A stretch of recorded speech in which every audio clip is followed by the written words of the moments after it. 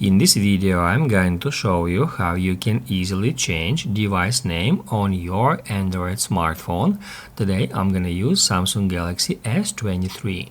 Be sure to watch the video to the very end so you don't make any mistakes. Let's get started, guys, and first off, we need to head over to Settings. To do that, just swipe down from the top of the screen and then tap right here at that gear. After that, scroll down to the very bottom where you'll find this About Phone option. So first off, we need to tap on it. And then towards the very top of the screen, you will find your current device's name. And by tapping right here at this button, we can easily change it. Now we can edit our device's name as a regular text.